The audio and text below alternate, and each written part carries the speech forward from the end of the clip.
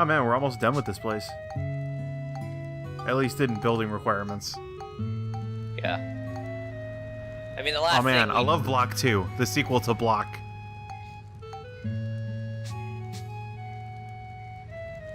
So I guess, a lot of the city customization is like you have goals you can make, but a lot of it is just, oh, if you wanted your city to look nice. Yeah. That's why you can buy and build paint. I mean, paint is required for some I things. guess some of that is, some of that's required because, like, some people are like, oh, I want to live in a purple house. I want to live in a blue house. With a blue Corvette and everything is blue. So are you, like, specifically deleting pictures? Don't at me.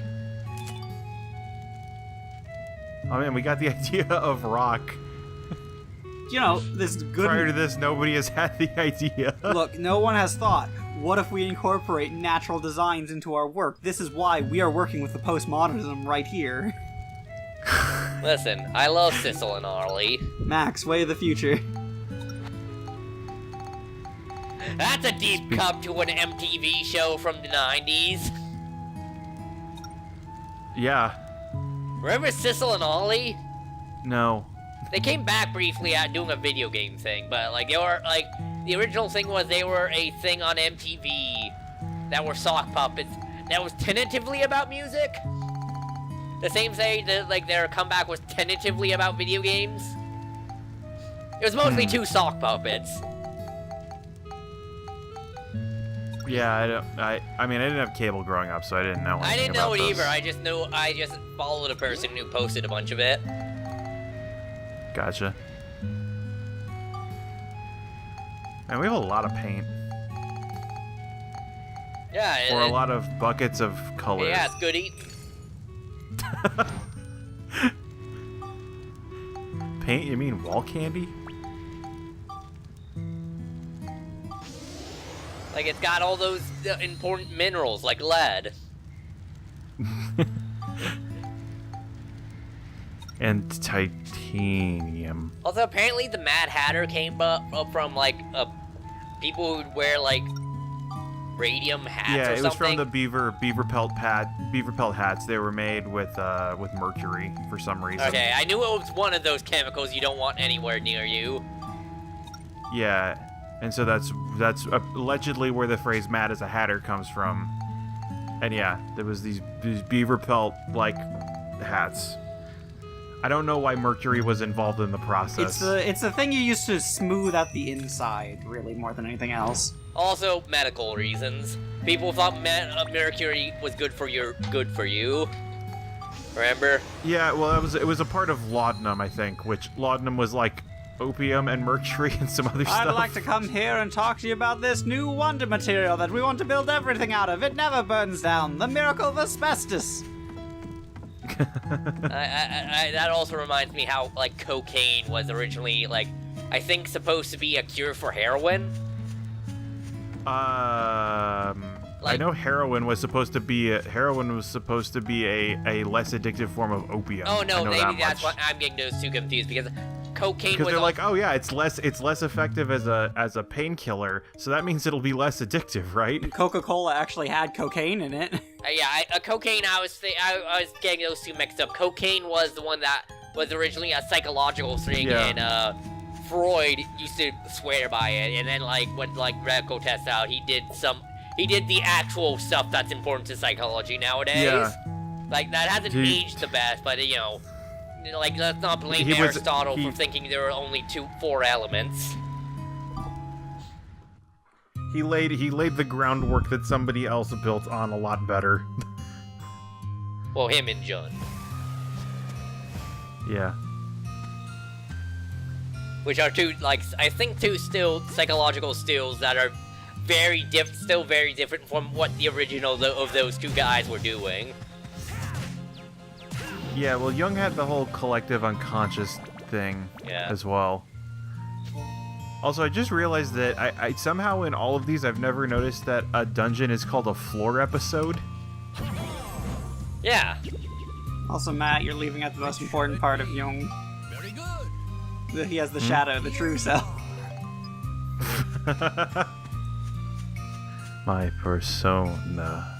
So, okay, and Freud was kind of more Persona 3. Who was the one about becoming, like, a thieves to solve people's psychological problems? The punk movement. I mean, you joke, but that's a really important part of a lot of it. I was gonna say Leo DiCaprio, but... Like, as much as, like, I mentioned it as mostly a joke, there is the fact that it's really impactful to it. There's a lot of things with the punk movement and talking about, essentially, like, overcoming society's built-up walls and assumptions to do what you need to do. Awake your rebel heart. Punk is not dead. Yeah, I mean, counterculture is always born from oppression. It is really interesting, Persona 5 in particular, how they examine their version of the punk movement, because as it is, the characters in it are really trying as much as possible to be socially responsible as well as being that sort of punk movement. Like, they actually really worry about the ramifications of their actions and, like, worry about the mental health of the people they affect. And also, you can become friends with a non-corrupt politician and help his campaign. So you can get the bad people out of their office. I think that's one of, like, the social links. Like some dude running for mayor who actually wants to make a difference. Nice. I'm not actually familiar with pretty much any of Persona 5.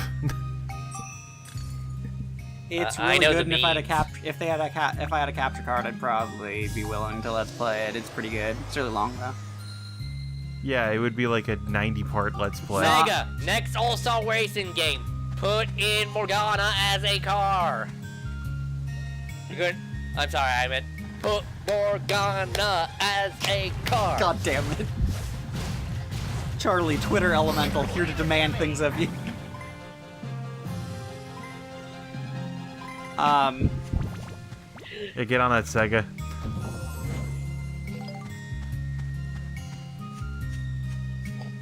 I mean, look what you did to Sonic already, like...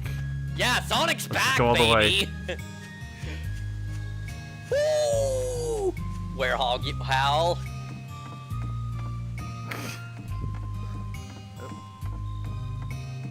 I mean, by the way, Matt, guess who makes a return in Sonic Mania? Vector? No. Knack the Weasel. Yeah, they have a Nice. couple things of those.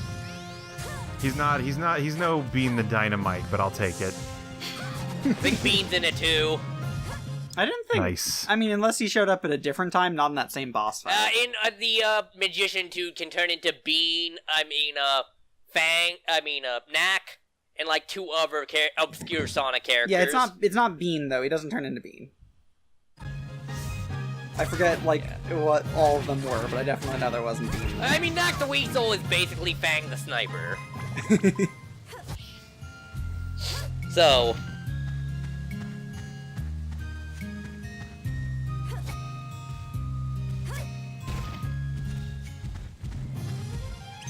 And also, if you haven't heard, it contains Robotnik's Mean Bean Machine.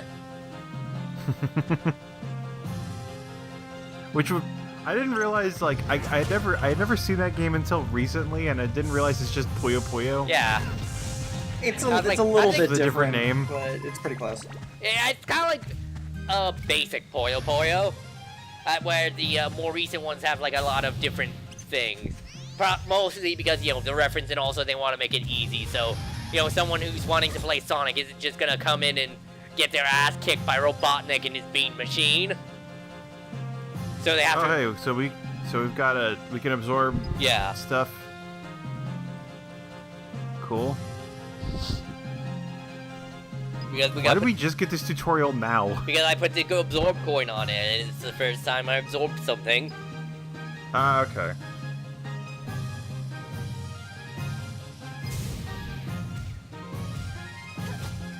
What the...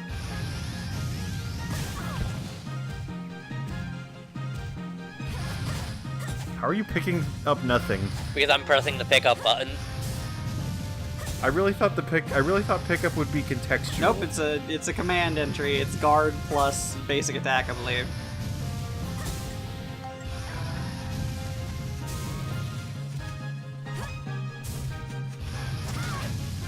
So the problem with this is I'm throwing fire at a thing that's strong, well, not strong to fire, so... Yeah, and a pretty low scale damage on this sword, as well as dragons are, as we've mentioned before, incredibly hot and big.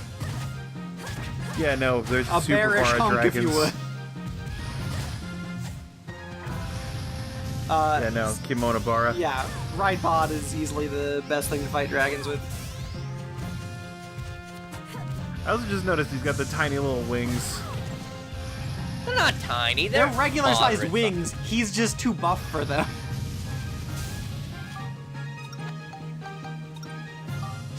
It's like those dogs who have that, like, or who are just too swole.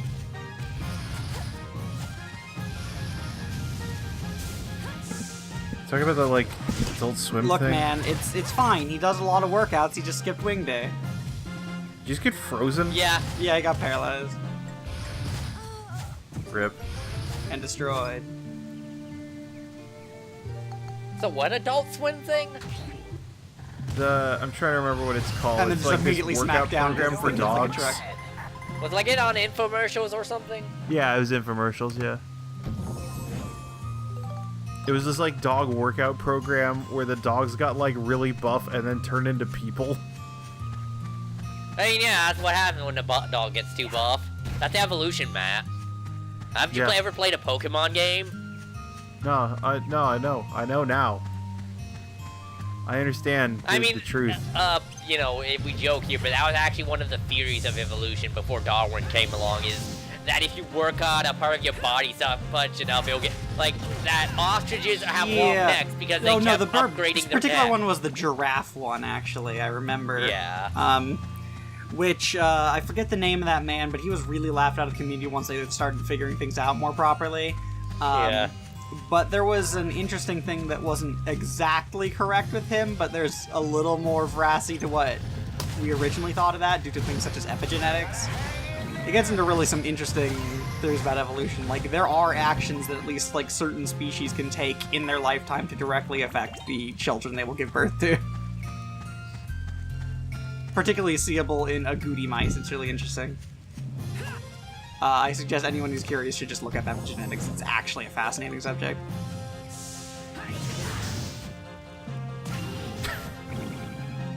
As we fucking boot a wizard in the crotch. Yeah, that's so good. Good punctuation in my serious Okay, science Matt, talk. I saw this on Twitter, and I want to ask you. Why do you Okay. I'm trying to figure out how to best phrase this. Domesticated furries. I mean, furries based on domesticated animals. What about How does that work? What's I'm wrong a with cow, that? like... But how did you become a cow if there were no humans to domesticate the wild aurochs of the Europa? Are you asking about the scientific... Are you asking about the evolutionary origins of animal mans? Yes! Yes, I am! I mean... Dude, there's fucking 600-foot tall green kangaroos. Like, nobody gives a shit. That's the answer. I'm just saying, a certain degree of it can be explained by magic, like dragons. Oh, shit! And stuff. And the weird colors. But how does cow get there? Oh, God. I am undone. I'm just asking questions here, man. Just asking the real questions, playing hardball that no one else will ask. Charlie, Truthseeker.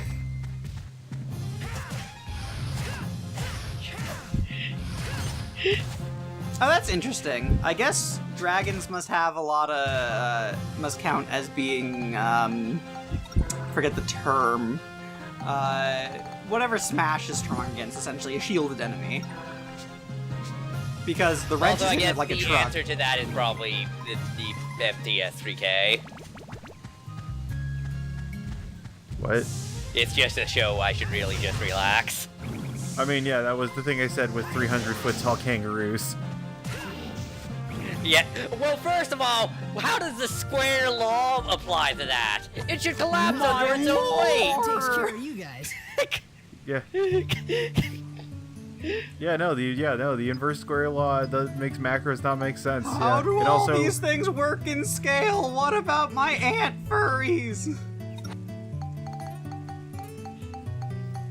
You know, I've never actually seen someone with an ant persona. I have seen people with bees and crickets, though. Oh, well, I mean, an ant is just, like... And moths. I mean, ant would be like, oh, I conform to society directly, which doesn't seem very furry. Wow, that's a real simple shot there, yeah. Yeah, I'm really good at this game. Easiest. This is the easiest speeded course I've ever seen. Also, I get moths, because, like, moths are inherently beautiful, and I understand wanting to immediately associate with being one. I could see mantises. Yeah, there's some mantids.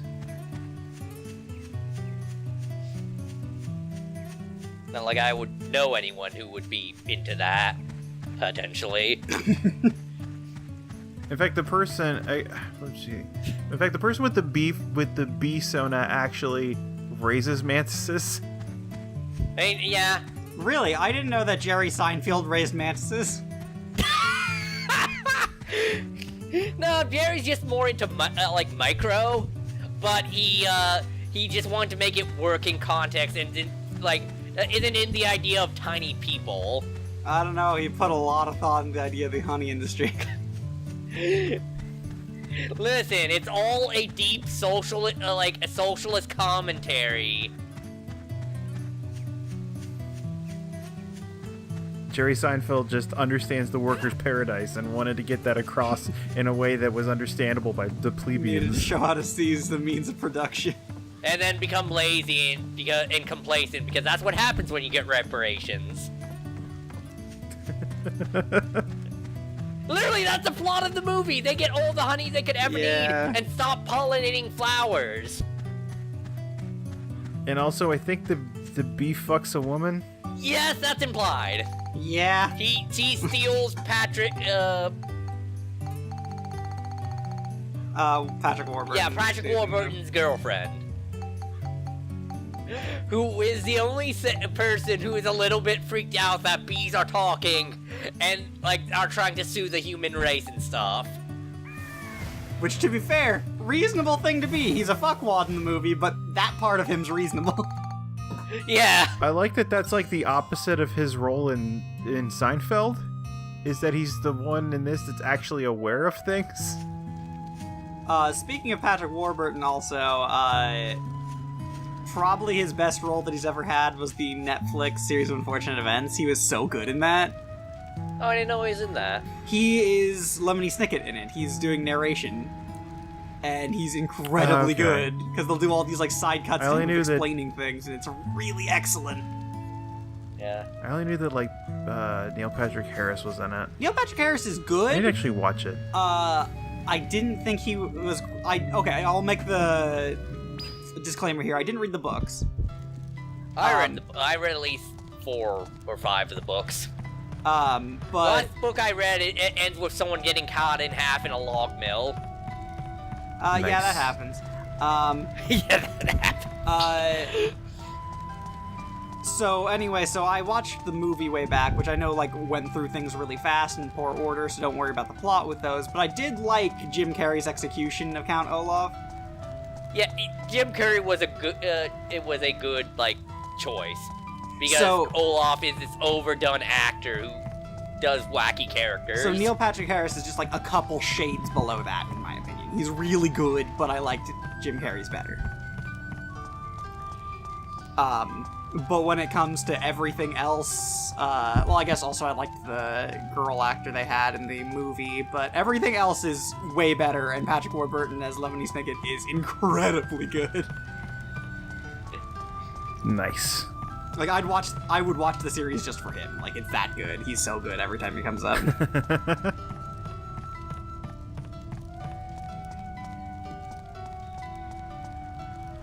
Would you now die for Patrick Warburton? Yeah, our social link has just gotten really high. Isn't that like rank 1? In original Persona 4, it is actually rank 1, and then they heard those critiques, and when they released the Persona 4 the Golden, they put it up way higher. They saw the comic. The reason they had it be And you know they saw the comic because Golden has there's a mistake reference in it. Damn it.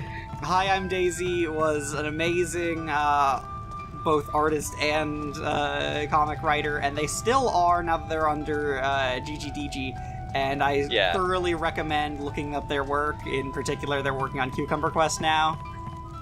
Yeah. Which is entirely done by them. No one else has any fingers in it, and it's incredible. It's probably the prettiest webcomic.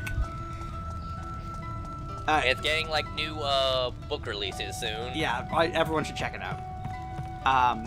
Cool. But, I like he ran all the way around the future and then finally found the chest, like, right next to the portal. Max, who is your favorite Disaster Master so far? When you say so far, do you mean specifically the ones we've fought in or the ones we've seen? Ones we've seen. I do really like Glitch Master a lot, but it's probably Noise Master. Glitch Master's my second. Mute Master third. What? I would have tempted to really say, well, the best master. Oh, of course. He counts! He does count. Okay, I'll accept that. He's pretty high up. But the reason why in the original Persona 4 they had this person will now die for you immediately is because there's this annoying thing they've done in the Persona games, which has made less and less sense as the things have gone on, which is that if your main character falls in a fight, everything ends because you're playing them. Yeah, right. in the third game it extremely made sense because there was plot reasons behind that. And then in the second, and also though, the fourth game was the first game where you could control your other party members in like a meaningful way, other than just giving them vague direction and letting them do whatever. And so they've made a lot of things to improve it since then, but they still have kept that rather obnoxious mechanic. And so they have the, which by the way, is really a piece of shit in a game with some instant kill moves, like it can really fucking suck and I hate it. But, so that why they have the they'll now die for you is just to mitigate that by having them fall in your place, essentially. Sure.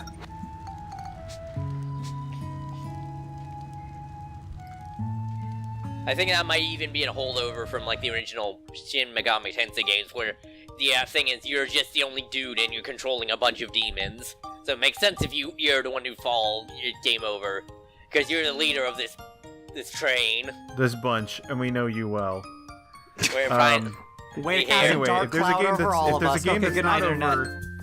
There's a game that's not over, it's this. But this video definitely is. Yeah, we will return. Will we?